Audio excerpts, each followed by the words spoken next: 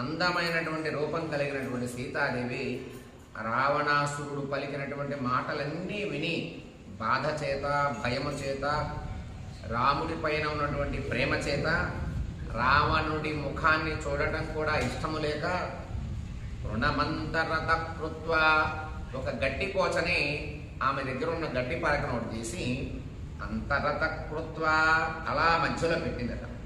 ఉంచి సమాధానం పెట్టి అంటే రావణాసురుడు అటున్నాడు, సీతాదేవి ఉన్నది, మధ్యలో గడ్డి పోచలాగా పెట్టి అతనితో ప్రత్యక్షంగా మాట్లాడటం కూడా ఇష్టం లేక ఇలా సమాధానం ఇచ్చాడు.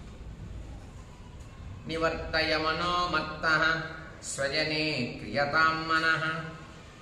ఏమయ్యా, నా మీద కాదు నీ మనస్సు నీ భార్యలపై ఉంచు. స్వజనే క్రియతాం మనః, నీ బంధువుల పైన, నీ భార్యల పైన, నీ పరివారం పైన